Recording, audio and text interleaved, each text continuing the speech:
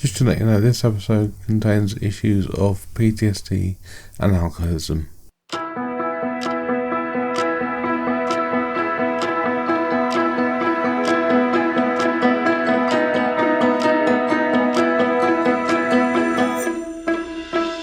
Welcome to Filmability. My name is Joel Fisher and I'm the author of Filmability, A History of Disability in Cinema, which you can find on Amazon and Kindle paperback.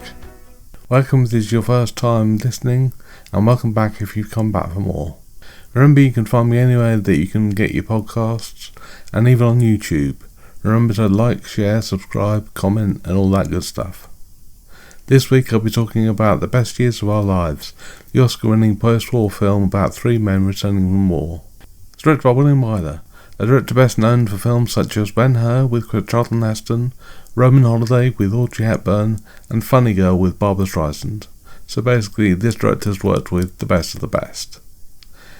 The screenplay is written by Robert E. Sherwood, who wrote the screenplays for The Bishop's Wife, which was remade as The Preacher's Wife in the 90s, and he also wrote the screenplay for Alfred Hitchcock's adaptation of Rebecca. The Best Years of Our Lives is also based on a novel by McKinley Cantor. As usual, I suggest that you watch The Best Years of Our Lives before continuing the podcast, because I'm going to go through everything and I'm going to spoil the entire plot. You can find it on Amazon Prime for free if you live in the UK, and elsewhere it's available to rent and buy on digital and in physical form. So without further ado, let's go on with the film.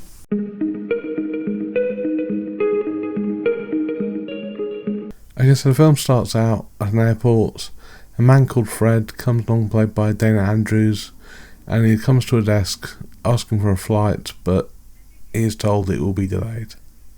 The woman behind the desk tells him to try the ATC, which stands for Air Transport Command, as the man has just come back from war. Fred makes his way to the ATC and waits with the other servicemen that have been waiting for a plane. They're told that another plane has been delayed, and Fred asks a man behind the desk about a flight, and he's asked to fill in a form. He waits for another man, a sailor, and this is Homer, and he's played by Howard Russell. Their names get called and Fred fills in the form, and he passes it to Homer, and Homer reveals a hook instead of a hand, and Fred offers to write his name for him, but he smiles and says he can spell his own name. They head out to the plane and they find another man there, and his name's Al, and he's played by Frederick Marr. They all get to know each other and hand out cigarettes, and Homer uses his hooks to hold the cigarettes and light them. He jokes that they should see him open a bottle of beer. He explains about his accident, and his life got a little easier afterwards because people took care of him. He says that he's worried though because he doesn't know how his girlfriend's going to react to the accident. Fred and Al talk about their lives, talking about their rehabilitation after the war and their families. Homer is asleep and they say that they're sure that he'll be okay. But then later on, you can see Homer is woken up and there's a look of regret and worry on his face. They look over the land as the plane comes into land, and they can see things that they recognise, like a baseball field, and they're just glad to be home. It's the representation of everything that they remember before the war, and it's a nice reminder that everything's going to be okay. Then there's a montage of the city, and Homer says he knows one of the places that they're driving past, and he suggests they all meet there for a drink. Homer then gets out, and as he arrives at home, a little girl sees him, and she gets very excited that he's come back. Her name is Luella, and she's played by Marley Names. Homer's parents come out and they give him a big hug. His father played by Walter Baldwin, and his mother played by Mina Gumbel. His girlfriend comes too. Her name is Wilma, and she's played by Kathy O'Donnell. She sees Homer and smiles, giving him a hug and a kiss, although Homer's mother starts crying when she sees Homer's hooks. Back in the car, Fred and Al are talking about Homer, saying he won't be able to do the things that he used to do, and they feel bad for him. Al gets out of the car and offers Fred some money, but he said that the ride is on him. Al arrives at a posh apartment block and asks the receptionist where his wife is. He goes up the lift and nervously rings the doorbell. A young man answers the door and he's excited to see him because this is his son, Rob, and he's played by Michael Hall. Al puts his hands over his mouth though because he wants to surprise his wife. His daughter Peggy, played by Teresa Wright, comes in and nearly spoils the surprise, but he stops her from talking as well. And when his wife does see him, she gives him a big hug and kiss. Her name is Millie and she's played by Mona Loy. He hugs his children who have grown up so much since the last time he saw them. Fred arrives at his parents' home. There's a ramshackle house and he goes inside and his parents are there and they're very happy to see him. His father Pat, played by Roman Bonan, says that he got a job and asks Fred about his wife. He then says that he's going out but he will be back. At Al's house he presents Rob with a sword in Japan and Rob asks him if he saw the effects of Hiroshima. He says he'd been learning about atomic energy at school, and he says that he wishes that he could have seen some of the things that his dad had seen. Peggy comes in and tells him all about the advancement in technology since the war and that they've got through it all because they're a tough family. She reassures him that everything will get back to normal. Millie then asks him about the children, and he says they've grown up so fast he barely recognises them. He asks if Peggy has her eye on anybody, but Millie says that Peggy's been so hard working and she's very intelligent and she knows more than they ever will. Millie then asks Al to sit down and relax because he's looking a bit stressed, but he says he's fine and he asks her to get him a drink. She goes to the kitchen and she's worried, but Peggy reassures her, saying that he loves her very much. Al comes in and his mood has slightly changed and he says that they should all go out and celebrate. And quickly followed by a montage of a few lively clubs with music and singing. And I mean, this is a bit of a thing. I mean, I don't know if this is a generational thing, whether this is something that happened post-war, or it's something that changed over time, or maybe I'm the only one that's not done this. But if you've gone out drinking with your parents, then I'd love to know what that was like, because it seems like a very strange thing to do, for me anyway. Back at Holmes' place, a man is talking and offers Homer a cigar. He declines, saying he prefers cigarettes. A woman comes in with some drinks and they get passed around and they ask Homer about the war, but he says he didn't meet anybody important like General MacArthur, and it seems that there are some members of the family who really like him. He gets up and lights the cigar from the man using a lighter in his hook.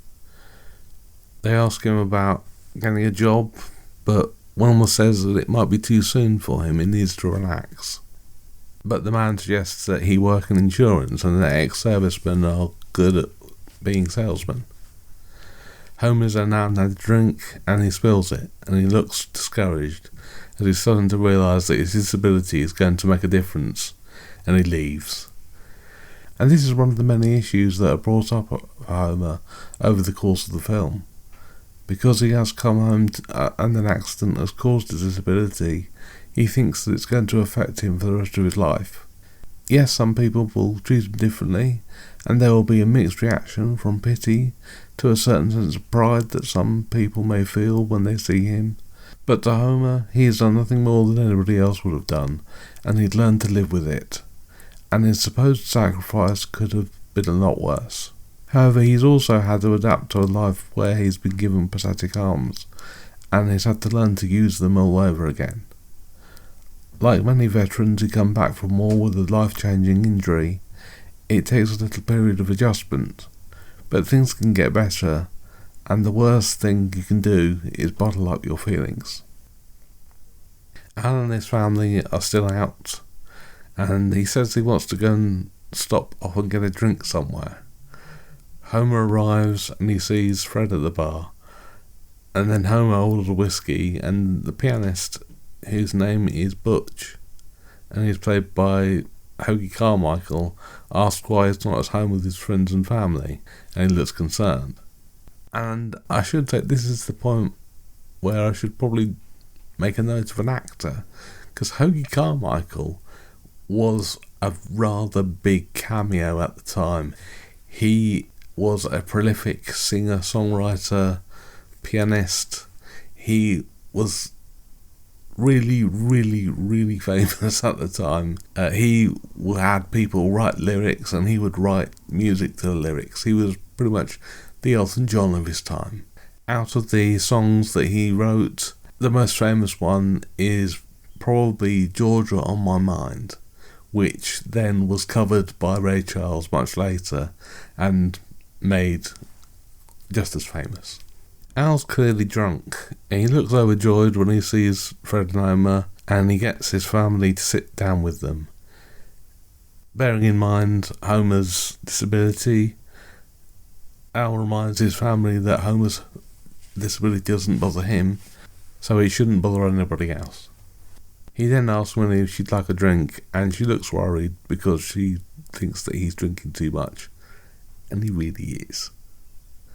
Homer then goes over to Butch and tells him that Wilma has called and saying that she's worried, and Homer says that he doesn't like how they stare at him because of his hooks.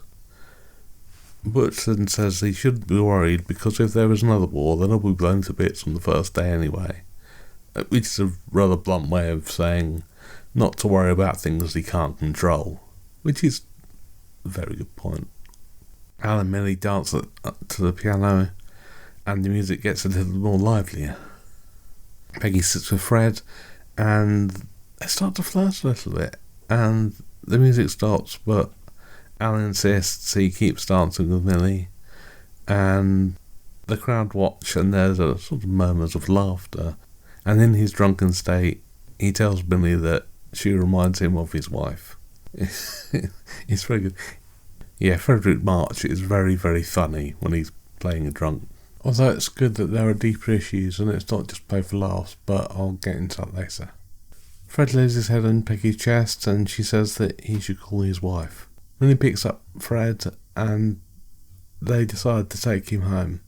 So Peggy's driving in the front and Fred's next to her with their parents in the back of the car. And again, if you've been out drinking with your parents, then please let me know, because I'd love to know if there are any funny stories. They get to where Fred says he lives and he gets out, but they're a little concerned because he's having trouble finding the right number to press so that he can be buzzed in and so the door can open. So Millie and Peggy get out the car again and pick Fred up and put him back into the car. And Al and Fred are both asleep in the back, and they joke that they make a lovely couple. Fred wakes up to Peggy helping him into bed. He hugs her and she pushes him away, pushing the covers over him as he falls asleep. Millie is then helping Al put on his PJs. She tries to roll him over as she knows that he snores if he sleeps on his back. And he talks in his sleep, but it's hard to tell what he's talking about. And then Millie and Peggy say goodnight to each other and just sort of laugh about what's happened that night and that they've both had to put drunk men to bed. Millie then goes back upstairs and goes to kiss her husband goodnight, but he says something loudly in his sleep that startles her, but she tucks him in anyway. Back at home as though he's wide awake, he's sober, and he's looking worried. Fred is sweating and he's talking in his sleep, muttering about something being on fire. He's talking loudly enough that it wakes Peggy up, who's sleeping on the couch in the room. She goes into him and wakes him up, and he's still shouting. She calms him down, wipes his face gently with a cloth as he goes back to sleep. She tucks him in and then leaves the room. I mean, this is definitely an effect of PTSD, or what they used to call shell shock in those days. It's something that they were aware of back then, but they did not probably have any idea how to deal with, so it's an interesting inclusion in the story. The next morning, Peggy comes in and she walks into the closet in Fred's room and she takes out some clothes. Fred wakes up as she goes into the bathroom and watches her as she leaves the room, but she apologises as she realises that she's woken him up and says that he can sleep as long as he wants, although he then gets up and goes to the bathroom to get ready. In the kitchen, Rob is with Peggy and he asks her about what happened the night before. She brushes him off, saying it'll be late for school, and he runs out eagerly. He meets Fred in the hallway and he rushes past him. And then Fred comes into the kitchen and says that he remembers her name is Peggy. It's all sort of very slowly coming back to him from the night before. She makes him breakfast while he sits, and he offers to help, but she doesn't want him to. He asks where she slept and says that he feels bad because he took her room.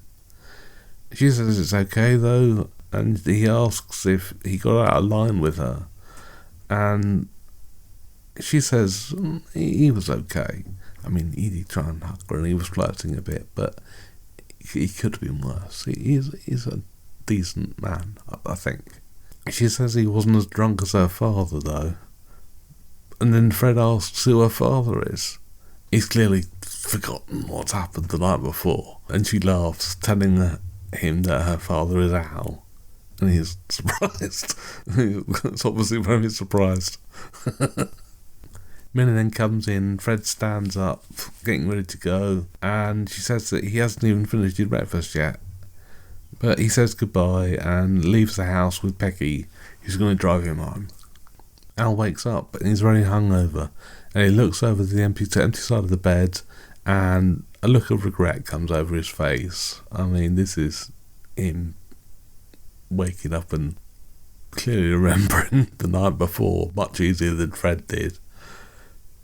He picks up his shoes and opens the blinds, and light pours in and he recoils, as you would do if you've been out drinking the night before.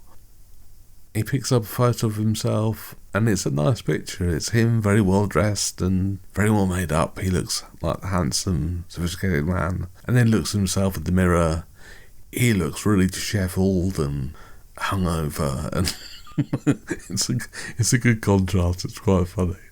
He goes in the bathroom while Minnie comes into the bedroom, and it turns out that he's still in his pyjamas when he got into the shower.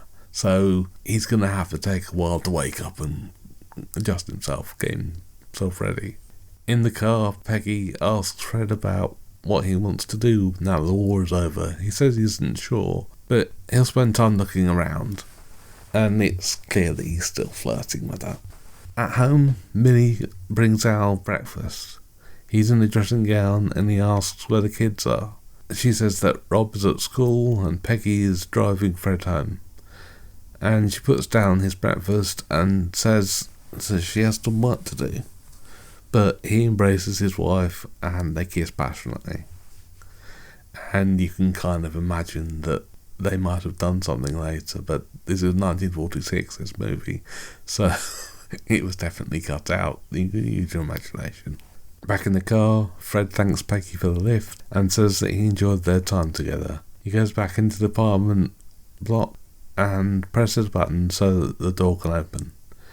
He briefly then goes back towards the car as if he changed his mind, but somebody else goes into the door and he laughs and he goes back inside. He's still being playful and flirty. He goes back into his apartment and indeed there he sees his wife, Marie, and she's played by Virginia Mayer. And she's overjoyed to see him. She's so excited. She kisses and hugs him. It's a very nice moment. Al's then having breakfast at home and the kitchen table. Minnie brings him some coffee and he tells her to stop fussing and to sit down. The phone rings though and Minnie picks it up and says that it's the bank.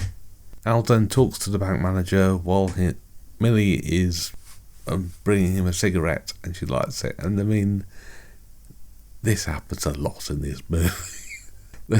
There's so much smoking, but it was 1946, so they didn't know any better. Al says he should go back to work to make some money, but Millie says that he should take a break and enjoy his life. At a department store, Fred is looking for the chemist. He's shown the way and he meets a man he used to know before the war. There are two people looking at them though, and they're talking about whether Fred is going to get his job back. The woman says that he'll easily get his job back because of this service. It's the right thing to do to give him back a job because of the things he's gone through during the war. But the man says that nobody's job is safe now that the servicemen are back from the war. So he thinks that it'll cause an imbalance in the job market. Fred is in office and is told by the man in charge that he's under no obligation to give him his job back. He says he can reapply, but Fred says he wants something better than he had before, and the man suggests that somewhere else they can go to find work. It's all sort of very nice and friendly. There's not any confrontational or weird kind of implications about what the other man thinks of him. It's just business. Al arrives at a bank and the manager offers him a cigar and he lights it again, this whole smoking thing. And the manager's called Mr. Milton and he's played by Ray Collins. Mr. Milton offers Al Vice President of Personal Loans, but Al says he's thinking of taking a holiday. And then somebody comes in and gives Mr. Milton a briefcase, to which he gives Al as a welcome home gift. It seems like Al's life might be easier to slide back into than Fred's was. At Fred's place, his wife is talking on the phone and she's bragging about her handsome soldier husband. The doorbell rings and Fred comes in and she remarks that he's wearing civilian clothes. He opens a suitcase and gives her some gifts that he got from the places he's been to, and she asks him to wear the uniform when they're going out later on tonight. He's not sure because, the war's over. He doesn't want to be that kind of person to benefit off of, doing his duty. But eventually he agrees. But he also says that it'll be the last time. She tries on the scarf that he got her while she was away, and she looks in the mirror and he comes back and he's wearing his uniform and she's really happy. She's really bought into this whole, what she thinks is glamorous about the war, and that she's got a man who's done his duty, and she's very proud, but also the sort of implication that she's got a accessory now. And she says that things can go back to the way they were, and he says that he doesn't want that. He thinks that things can be better, and then they leave the house. Outside home, his girlfriend Wilma is looking for him, and she asks his father where he is, and he says that he's gone shooting, but he says that he's worried that he keeps to himself quite a bit. There's some children outside, including Luella, and they're all laughing as they know about Homer and his girlfriend, and they think it's weird because he's disabled. And this is something that I think is as relevant now as it was back then. I truly believe that children can learn about disability at a young age, and that it can help to normalise it. I have had my fair share of stares from people over the years because of my wheelchair, but I find that the stares from the youngest of children are just out of curiosity. If you show children that disability and difference is nothing to be scared about, then they will learn to accept it, and even along the way, accept the person. I myself have a friend who brings his children along every now and then, and I think that the more time we spend together, the closer I feel to them. I'm the godfather to his oldest son, and although at the time of recording he's entering slowly into his teenage years, I would like to think that that bond would stay for a long time. Wilma goes into a shed where Homie's shooting, and she asks him about when he wrote to her saying that they were going to get married. He says things are different now, and she asks him if he changed his mind, but he assures her that he hasn't changed his mind about how he feels about her. A kiss from before stare at him through the window, though, and Homer gets angry, thinking that they're staring at him because he's a freak, and then he shoves his hooks through the window, breaking the glass, and then he sees Luella crying because he frightened her, and he apologises, but she's run off. He tells Wilbur that people treat him differently now, and that he should try and make amends for upsetting Luella. He goes to the bedroom and then sees Luella fast asleep. Homer tucks her in a little more and leaves the room. He goes to his bedroom, lights up a cigarette, and his father helps him to get his pyjamas on. He sits on the bed as his father does up the buttons, and he takes a cigarette away from him. Again, this is smoking. This is a part of life. This is what happened at any time it could happen. So it seems strange. It's just because that's how it was, and we're so different now. At Fred's place, he comes back and tells Marie that they're eating at home because they can't afford to go out. He says he's finding it hard to get a job and he's been everywhere.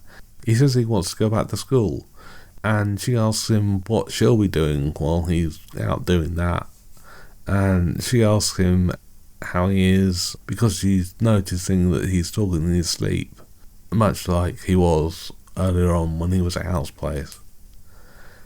And they start arguing, and as he's arguing, he starts to prepare a meal, and she then takes off her eyelashes because she realises that life is not going to be the way that she thought it was going to be. Back at the department store, Fred's being shown around by the man who thought the soldiers were taking all the jobs, and it turns out that he's the manager of the place. And then at the bank, Al sits down and he's introduced to another ex-serviceman who was in the Navy. He talks about his life and his work experience before the war, saying that he wants to be a farmer now as it seems like it's an important job because of the food shortage after the war. Al says that the only thing he wants to take is a risk, but he gets up when he sees Homer coming in and they start talking about their lives, and Homer says he's taking up piano lessons, which surprises Al. He goes back to the man wanting a loan and says he'll give it to him if he thinks it's worth taking the risk. Then at the department store, there's a boy that's knocking toys off a shelf and his mother tells him off. The boy is using a toy gun and he's basically causing chaos and shooting at things, and there were projectiles coming out, and then there's a toy plane that's flying along, and it flies a lot along with near the counter, and Peggy catches it. Fred starts showing her the products, but she says that she only jumped right to say hello to him. They go for a meal later, and Fred's talking about what he wanted to have to life, and they ended up working in the department store. They leave later on and go to Peggy's car, and then Fred embraces Peggy and kisses her, apologising that it shouldn't have happened, and they say goodbye and Peggy leaves. At the bank, Mr. Milton questions Al on the loan. He says he gave the loan because he trusted the man and he thought that he would have been able to do the job, even if there wasn't any actual proof of what he could offer in return. Mr. Milton says that he shouldn't do that kind of thing again, but he says how much he likes Al, and that he says that he thinks of him as a younger brother. He nearly says son, but he says a younger brother. It's quite funny. And he says to say hello to Millie for him.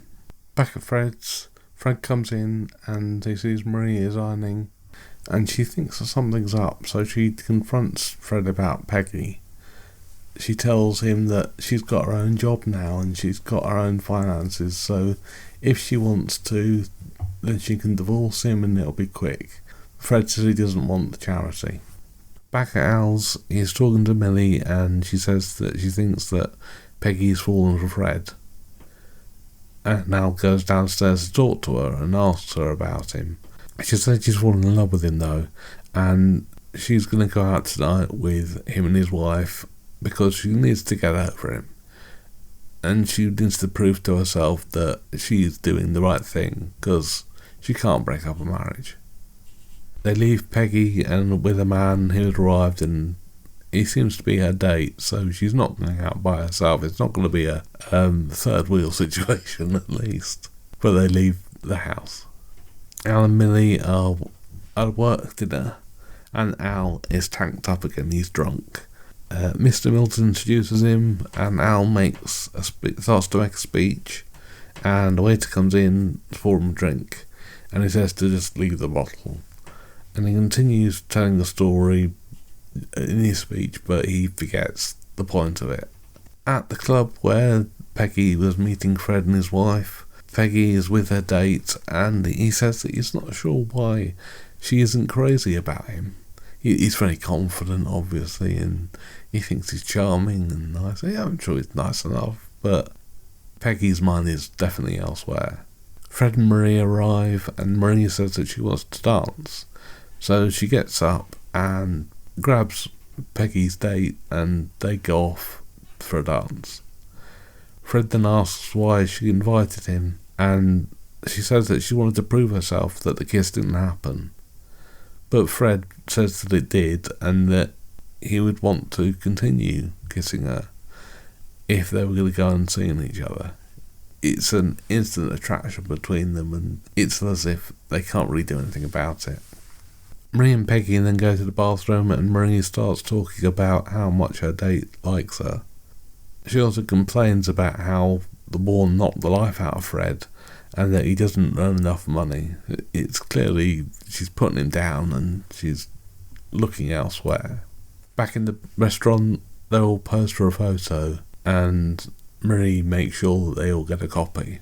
Al and Millie are at home, and they're getting ready for bed. Peggy comes back, and she says that she's made her mind up, and she's going to break up the marriage. She says that they're both unhappy, and she has to do something about it. Al says that she shouldn't interfere in their lives, but Millie asks if he loves her, and she says that he does.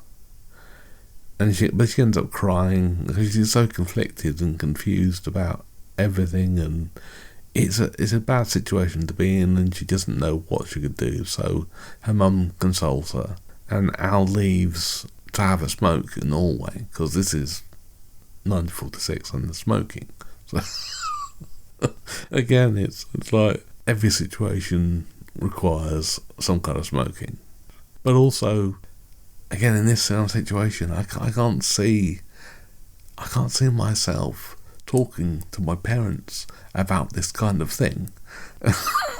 And I'm not sure if it's just me or whether it's a stranger, but they are very close. They're very open with each other, and I don't know if I could do the same thing. But anyway, never mind. In the next scene, Al and Fred are meeting in the bar, and Al confronts Fred about Peggy. Fred says he loves her. Al says he doesn't want her to be sneaking around with a married man, though, and she wants her to meet a decent man. And Fred agrees he doesn't want to do anything wrong by Peggy, and he'll call her to say that he can't see her anymore, and he leaves. Homer arrives, though, and says that he's been practicing the piano, and then him and Butch play a jazzy version of Chopsticks on the piano, as Al watches Fred making cool. Homer then notices Fred and calls out to him, but he leaves. And must point out again, so this is Hoagy Carmichael, so to do a duet with Hoagy Carmichael at the height of his fame is something, and it's a really great moment for probably Harold Russell and Hoagy Carmichael as well, because it's really good, and it just shows what exactly Homer can do. Then back at home, Millie asked Peggy who was on the phone, and she says that Fred called, saying that it wouldn't be fair on his wife if they kept seeing each other. She says that she's glad that she'll never see him again, but it's very clear that she's upset and angry. And I must say, this shows how great of an actress Teresa Wright is. She had such a great career, and this was just the start of great things. At a diner, Fred is serving up some milkshakes to children when Homer arrives. He asks what will have and he makes him a drink. And then there's a man sitting across from Homer, and he asks him about his prosthetic hands. And Homer jokingly says he got an upgrade and shows him how he can use them. But the man says he thinks that they were pushed into war, and that he tells Homer that he thinks he lost his hands for nothing. And this is the kind of person who, because despite the fact that there's a majority opinion one way, there's always going to be somebody who's going to go the other way. And it's really interesting to include this in the movie, because when you think back to sort of things that you've seen about World War II, you just assume that every single person is on the side of right, that they want to defeat the evil forces and to put the world right again. But there are some people who didn't see it that way, and it's a very interesting insight into a time. And unfortunately, this gets Homer angry because this man is being so indignant about this opinion. And as Homer confronts the man, Fred helps by jumping over the bar and goes over to the man and punches him. Later on, they're walking down the street, and Homer apologises to Fred for getting angry and that he shouldn't have caused a problem back in the diner. Fred asks Homer about his girlfriend, though, and Homer says he still isn't really sure what's happening between them. Fred says that he should go home, though, and kiss her and make the most of every minute that he's got. He's basically thinking about Peggy and about what he's had to let go because it was the right thing to do, even if he's not happy. Homer then goes to Wilma's place and he sees Wilma through the window. He goes home, looking at a picture of his old life, and you can see the regret in his face and that he's letting his disability get to him, although even though he comes across as friendly and he doesn't let his disability define who he is, when it comes down to it with the personal relationships, he thinks it does make a difference. However, Wilbur turns up at his house and says that they have to talk. He offers her a drink and she says that her parents want her to go away, but she says that she wants to stay with him, and she thinks that her parents want her to forget about Homer. He says that it might be a good idea to forget about him altogether, but she really wants Homer to say how he really feels about her because she knows that he still loves her. But he says he wants her to be free and live her own life, thinking that she only wants to be with him because she's being kind.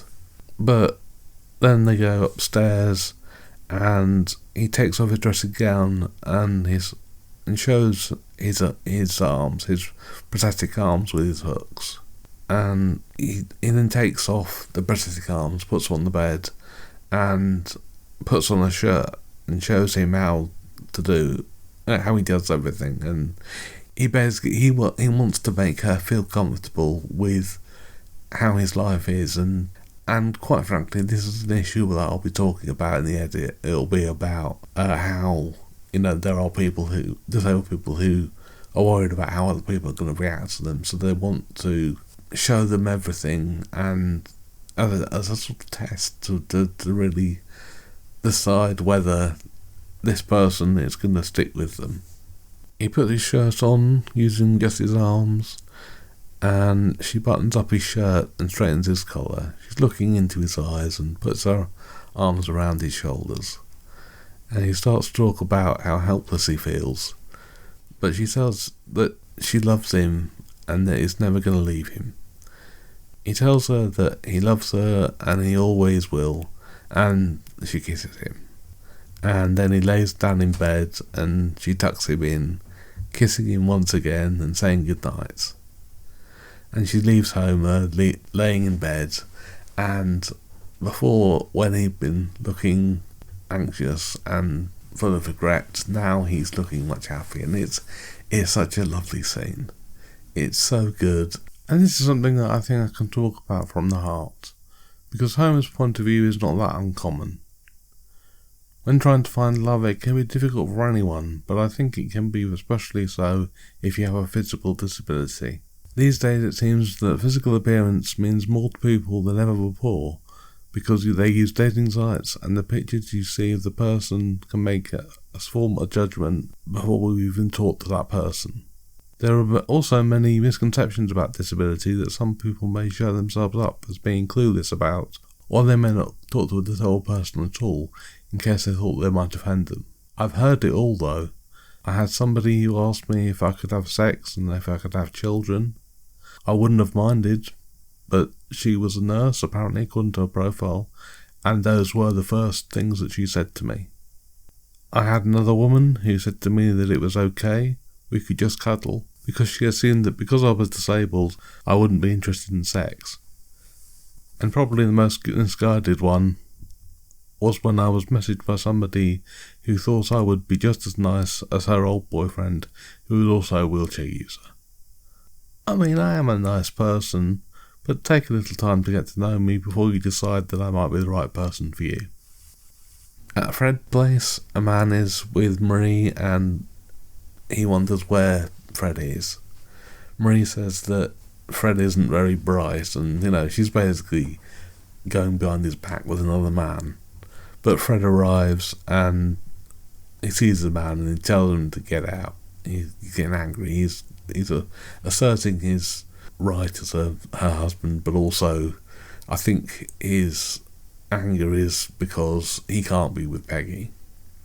Marie says that this man's just an old friend and that they're going out. And Fred also notices that the man that she's going out with is a serviceman because of the pin on his jacket. And basically this is what she wants. She wants a soldier. She wants somebody she can wear on her arm and think that the world is going to look at her. And the man leaves though, and Marie says that she's wasted the best years of her life on Fred and that he's useless and she wants a divorce. And she leaves, and he then goes through the cupboards and finds a photo that was taken at the restaurant with him, his wife, Marie and her date, and he tears the picture, removing Marie and Peggy's date. At his parents' house, they ask Fred if he's doing the right thing, and his father tells Fred that things will get better if he toughs them out, but Fred says that he knows when it's time to bail out. And he says goodbye to them and he leaves. He's going somewhere, we don't know yet. He goes back to the ATC and says he needs a flight out of there and doesn't care where he's going. Back home, his father's reading a letter about Fred's heroic deeds and talking about how he did everything that he could and now he just wants to get on with his life and forget about the terrible things that he saw. And then we go to Fred, and he's at a place that could be called an airplane graveyard. It's a place where they keep the old planes that were damaged during the war, and it's quite an experience because even though this is a small fraction of the planes that went out into war, it shows how many there were, and it really puts it into perspective how many people went out to war and fought for their country and fought to put things right in the world, really. And this was just America, and I mean it was joining Europe, and you can't even begin to imagine how many planes, how many soldiers went out, and it really puts things into perspective. Fred then gets into one of the planes and starts looking around inside the plane, and he sits in the front, which has a glass window, which was often what bombers had at the time. And the music swells as he remembers the war, and it's a sort of mixture of reminiscence and regret and trauma, obviously. But then somebody calls him out and says asks him what he's doing there, because as far as this guy is concerned, he's just doing his job. Fred then gets out, and man says they're repurposing the materials from the planes for broken houses. And Fred asks if he has any jobs going, and the man says that there's somebody else who you can talk to help him out. Back at Homer's, Butch is showing some children how to play and what to sing when the wedding starts. He wants them to get singing Here Comes the Bride. Homer and Fred are outside and they're having a smoke. Again, smoking. I don't know. Anyway, Al joins them and he says that he's tried the punch, but he assures them that it's not alcoholic. It seems that he's straightened himself out and is trying to do the right thing by himself and his family. Millie comes out though and complains that Al said he wouldn't drink, but Al insists that it's not alcoholic and he offers her a sip. Fred then goes inside and sees Peggy, and she asks him how he's doing, and he says he's found some work. And then the children go to the piano as the ceremony is about to start, and they start singing Here Comes the Bride. And Wilma comes down the stairs in her wedding dress, and Homer and Wilma get married, with Fred giving Homer the ring that he places on Wilma's finger. Everybody congratulates the happy couple as Fred goes over to Peggy and he kisses her. He tells her straight that he doesn't have anything, but she smiles and kisses him anyway, and it's a lovely ending. It's everything come to a happy ending for all, and they can finally get on with their lives. Although personally I would say that they showed the entire ceremony, and I don't think that was necessary. This film is nearly 3 hours anyway, so they could have cut bits here and there, but never mind. Up next, I'm going to be talking about my general thoughts on the film and what I think that the representation of disability in the movie would mean for a wider audience.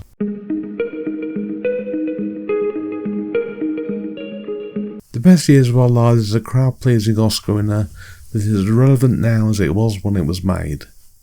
Having 3 veterans return from war, only to have their lives shown in many different ways, not only emphasises the issues that many people face when returning from the military lives, but it can also give the chance to show an element of drama that can connect with the audience.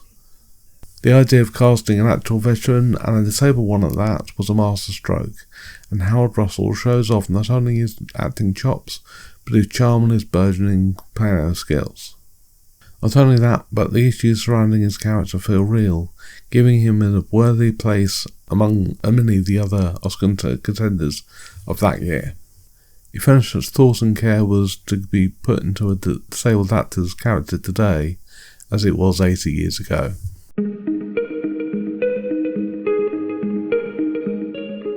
Now I was going to do the usual trivia section, and some of it does revolve around Howard Russell. However, I feel that if I were to put things about him during the trivia section, they may get buried.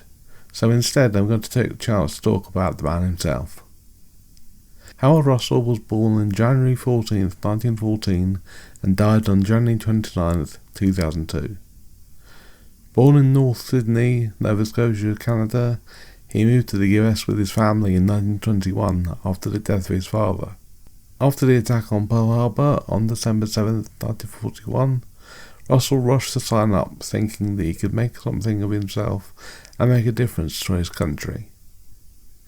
However, on June 6, 1944, while he was an army instructor teaching demolition work, a defective fuse detonated the TNT explosives that he was handling. He lost both his hands and was given prosthetic arms with hooks as hands.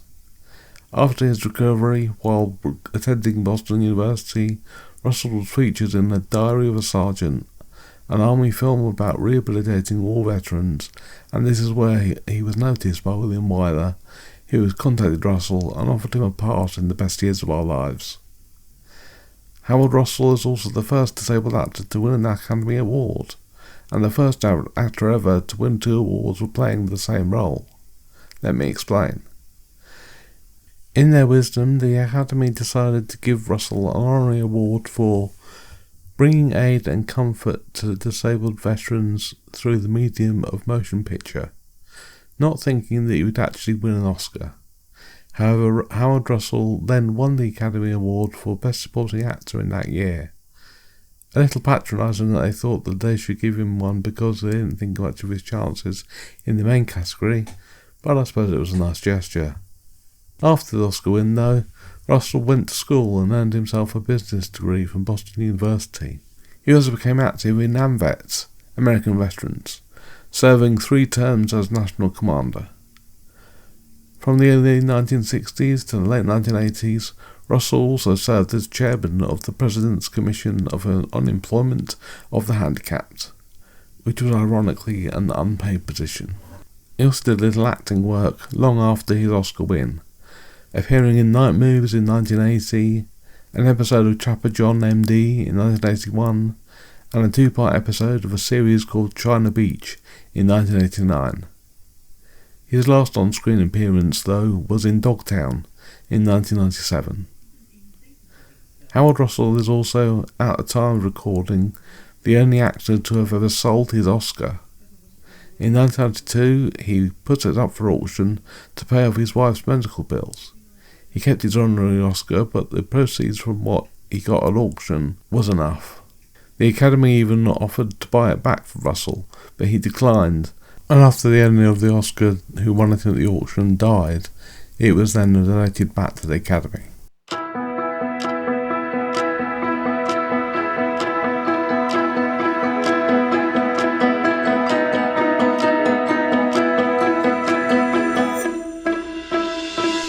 Okay, that's it for this week.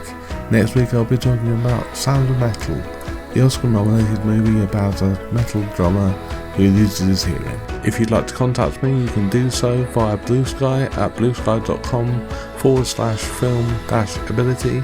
You can also email me at film-ability@outlook.com. And if you'd like to make a contribution to the things that I do here, you can find me at Patreon at patreon.com/film-ability. You can also find my book at Amazon on Kindle and paperback called Filmability, A History of Disability in Cinema. Thanks for listening, and I'll see you next time.